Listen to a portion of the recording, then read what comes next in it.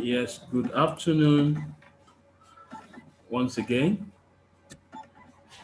I want to quickly do this video so that we'll be able to, yes, I want to quickly do this video so that we'll be able to make progress with our lab. This is DCS216 lab, and I want to see how we can quickly install um, Windows XP on the virtual machine we have already installed. By now, I expect you to download virtual machine, Oracle VM, Virtualbox, and use it. The current version is version 6.1.18. I think it will be all right for us. So I'm going to use it here now. So I'm going to share my screen. I already have the version box here. And so you just follow. Because this is a video recording, I'm recording it. You'll discover that I may just pause the recording so that the time it takes me to finish may be shorter. Because um, why the installation is taking some time, I may have to pause the recording so that the file will not be too big. So I'm going to start now. We have already. Let me start by.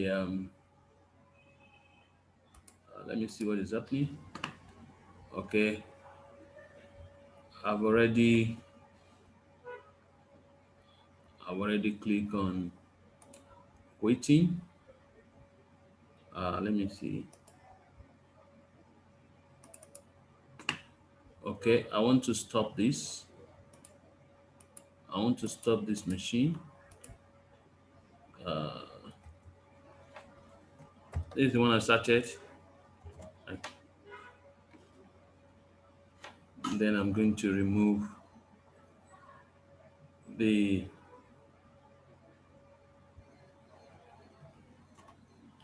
okay. I'm going to remove this. Okay. Yes. Powering up so that I can start afresh. So I'm going to remove this so that I can start afresh. Yeah, I'm starting afresh now to make it a bit comprehensive. To start afresh, you click on New. Now you type the name of the OS you're installing. I'm installing Windows XP, 32-bit. I think yes, 32-bit. So that's the machine folder is going to install it to. If anything goes wrong, it's only going to be that virtual machine folder that may need to be deleted if anything is wrong with even your Oracle Virtual Box. So that's why it's cool for you to experiment with virtual machine. So we're already in the practical for our installation of Windows XP on Windows. We'll start with Windows XP, even though I would have loved to start with Windows 7, but I feel you should have a feel of the older operating systems if you have not used them before. So it's a way of familiarizing the students with older versions. Before we used to start with Windows 98, but Windows 98 has long been discontinued, especially by Microsoft support. So we just quickly do Windows XP in case you have old laptops or old desktops that will not be able to support Windows 7 or Windows 8 or Windows 7, Windows 8, or Windows 2000. So we just take Windows XP. Now let me quickly briefly introduce you to the history of Windows. Windows has started even Windows 3 1.0, 2, then 3.1. These are the ones that actually became popular and widely used. Then 95, Windows 98, Windows Millennium, Windows NT 3.1, 3.2, and all that. And then Windows NT4, that's Windows networking. This is the first, uh, this is the improvement over Windows NT3, Windows Network 3. This is what we use for most of our servers then. And then some of them we use Windows NT4 server, and then we use the client to support. Then we have Windows 2000. It's also a networking operating system. We have Windows XP now. So we are now using Windows XP. We also have Windows XP 64-bit. And then we have Windows 2003 32-bit. That is at 64-bit. Windows Vista 32-bit. Windows Vista 64-bit. Windows 2008 32-bit. Windows 2008 at 64-bit. And these are also having their server equivalent. Now we have about 20, Windows 2019 or 18 server. Now, now we have Windows 7 32-bit, 64-bit, Windows 8 32 64-bit, Windows 8.1. We recommend Windows 8.1 because of the improvement over the problems of Windows 8. 0.0, Windows 8.1 64-bit and 32-bit, Windows 2012 64-bit, Windows 10 32-bit, Windows 10 64-bit, Windows 2016 64-bit, Windows 2019 64-bit, and other Windows 32-bit, other Windows. So these are the early ones. Probably you want to experiment with Windows, the other Windows, I don't know. So now, as I've already said, I'm doing Windows XP, so let's continue. Now just accept the default because Windows XP uses a smaller RAM, so you can just accept the 192 MB RAM. If you want to do some tweaking, some experiments that may involve other program, you can increase it to probably 500 or 256 megabyte or whatever. But for this purpose, just for installation purpose, I'll be using 192. If you want to use one, want to use 512, it's okay. Uh, so because I have about 8 gig on this machine, okay. Now the recommended hard drive is 10 gig, so I can use lower or that, but recommended is 10 gig. Okay, now you can add, you can pick on virtual hard or Virtualbox disk image. This we accept because it's more. Um, if you do not need to use it with other virtualization software, you can leave this setting unchanged. Yes. Now, if you want to use this same operating system with other virtualization software like VMware and others, then you have to use virtual hard drive. Now, VirtualBox disk image is particularly native to VirtualBox Oracle virtual machine. Okay, so that's one of the things you should take note of. So because we are using it on VirtualBox disk image, so we can use this.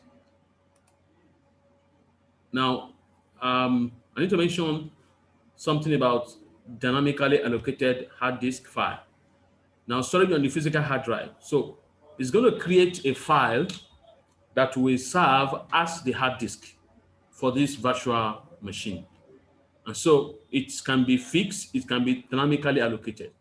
So dynamically allocated file will only use space on your physical hard disk as it fills up, although it will not shrink again automatically when space on each is freed. Now let me explain that. Dynamically allocated hard disk file will start gradually. When you install Windows XP or whatever, and it only takes 500 megabytes, that is what you're going to use. If it takes 1 gig, it's not going to use up the whole 10 gig, earmarked for it. But if you choose to fix this, it's going to take the whole of 10 gig at a go and allocate it. But it will normally take longer to prepare that kind of a fixed size hard drive, file, hard disk file. But when you are using it in in practice. It's often faster. But what it means is that if at the end of the day, out of the 10 gig you have, you have allocated for this, you cannot your usage does not take more than 3 gig. Now 7 gig will still be there, which you cannot use. But with dynamically allocated, it will be taking up the space gradually until it is filled to the high maximum capacity. So if you have only used 4 gig out of the 10 gig, 6 gig will still available for other things, for other storages. I mean, for other storage. Okay, so I'm going to take dynamically allocated as I've explained. It's faster to create, and it's also advantageous when it comes to disk space utilization. Okay, so let me just accept the 10 gig. Okay, so this is the window XP we have created, where you can see the general. I don't know whether I can rename. Let me see whether I can rename it. Uh, okay, here I can come here. We're not using floppy.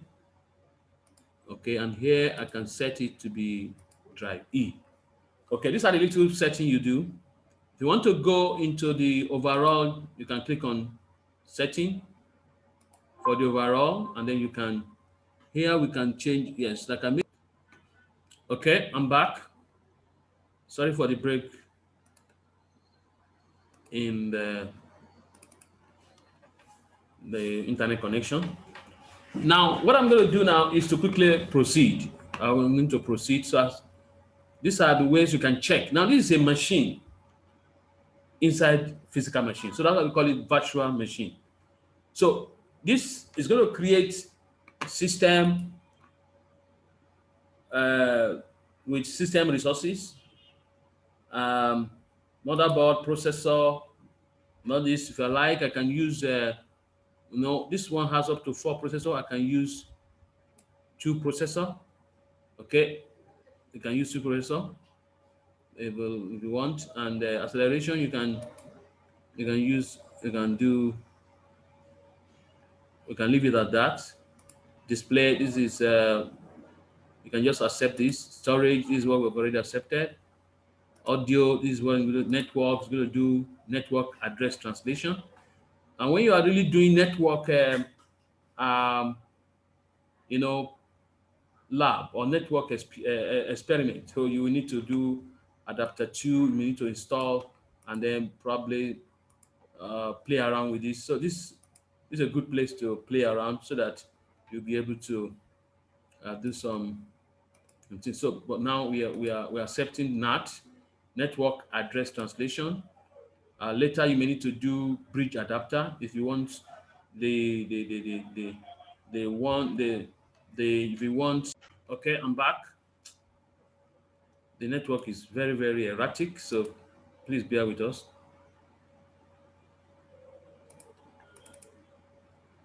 Okay. Okay, I'm still sharing my screen.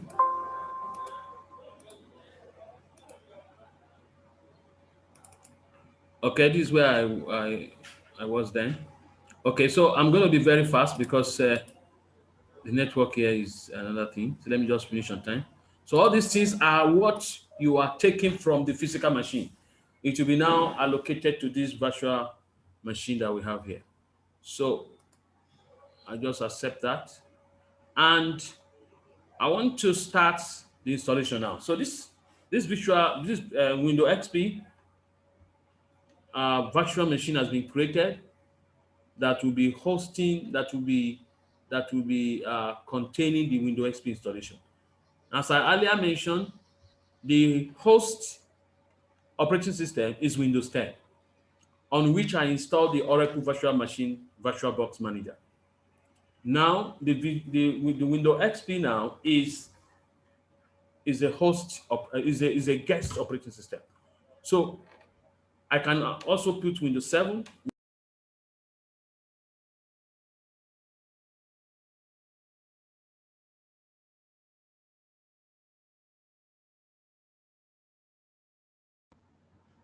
Okay, I'm back.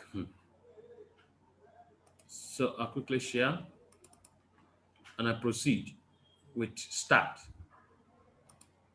So I start the operation we've already created. I mean, the virtual machine we've already created on this virtual box. I've already put the CD, installation CD in the drive E, and that's where you can see the whole drive is E on the optical drive. So it's going to try to start it. Okay, okay, yeah, it's booting from the yes. I can just remove this so that you can see yes Windows setup. So it said you need to run automated system recovery with ASR. You can do that with Windows XP. So it's loading the Windows Executive. It's loading Windows kernel debugger dynamic link library.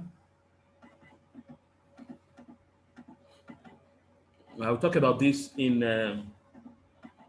detail when we're talking about file system and system files. It's loading the Windows setup files now. It's loading the HCPI plug and play bus driver, and it will be on and on like that until it copies all the system files.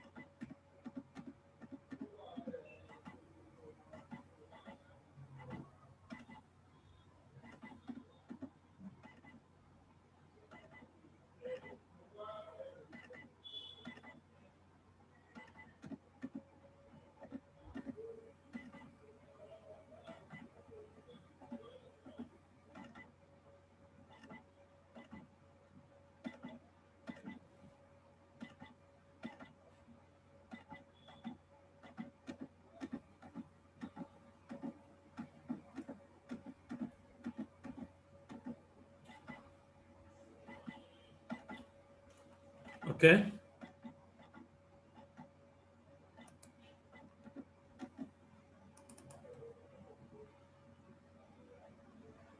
so it's starting Windows now.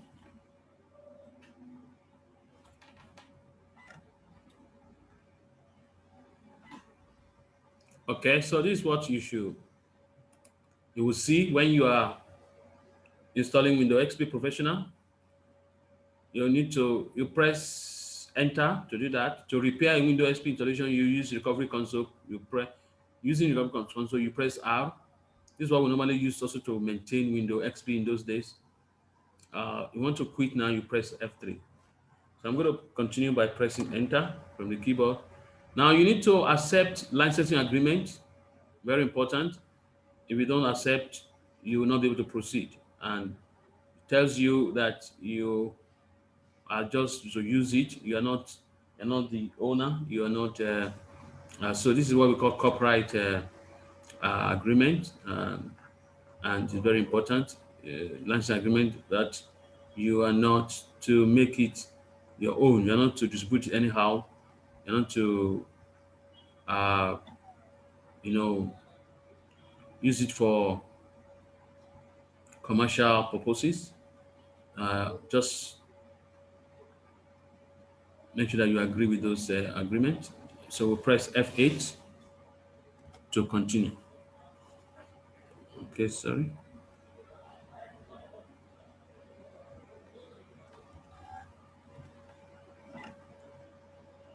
Okay, after pressing the F8 to continue, now we're now going to install it on this unpartitioned space. Now this is very important. I'm going to teach important principle here. Now the first thing I'm going to teach partitioning and then formatting. So take note of this. Now this is why I love Windows XP to teach to start. That's why this is why I love teaching with.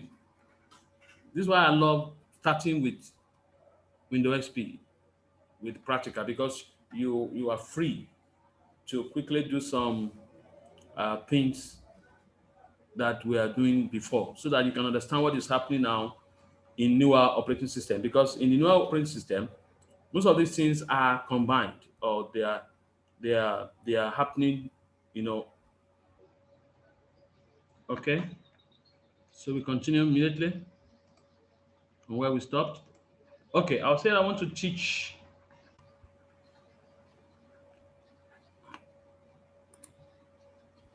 Okay, I want to teach. Yes, I'm teaching partitioning with this, and it's going to be very, very important for you to take note of this. Very, very important. Now, the first thing I'm going to do is to set up window on the selected item, press enter. To create partition in the unpartitioned space, press C. So I want to use this to create partition here now, so that here I'm going to create partition. So I'm going to type C. I just want to use the whole 10 gig. I'll press enter. But I want to create partition 8 gig, 2 gig, so that you can just see how it looks like. So I'm going to just 8 gig is about 8,000 megabytes. So I'm just going to move type 8. Let me say 8229. Okay.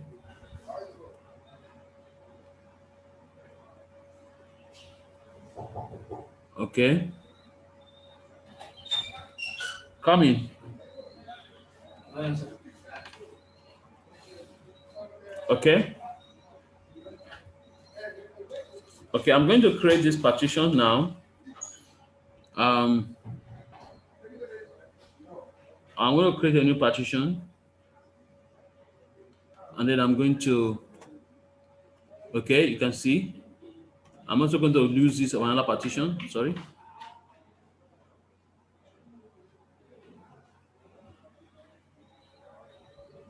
Sorry, let me escape back. Yes, I have to create another partition. So I've been able to create partition. First partition is 8 gig, the other one is 2 gig. Okay, so I want to install the operating system on this. So I have to come back, escape to go back, and select the one I want to install XP on. So I press enter. So now I need to format the partition using NTFS file system, but I need to format the partition using the NTFS file system quick, or using the FAT system file system. So we need to understand the difference between NTFS and FAT. FAT is the file allocation table, while NTFS is new technology file system. Now it is more secured. NTFS is more secured, and it's more and it's faster, and it can take more capacity. So we'll be using NTFS, of course, but for backward compatibility, or we call it downward compatibility with Windows 98, you need to use FAT. So, but that 98 is no longer, Windows 98 is no longer being used. So I'm going to use NTFS file system quick, because it is fast, and also it assumes that there is no problem on your hard drive.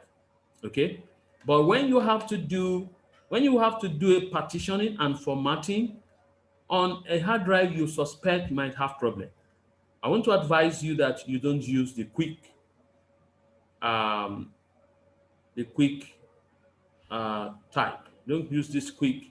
Use the one I'm selecting here. So with my up and down arrow, you can select. So if you have any challenge, if you think that your hard drive needs to be maintained, because when you use the non-quick one, it's going to make sure that it corrects problems on the hard drive. But for the quick, it's going to assume that everything is okay with the hard drive, and it's going to jump certain checks and corrections. So I'm going to just pick the quick because of our time.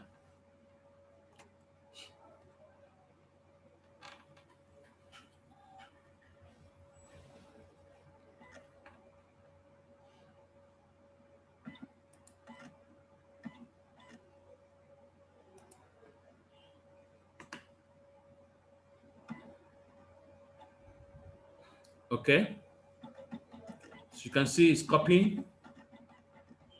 Let me just take my time on this so that you will see everything and you'll be able to.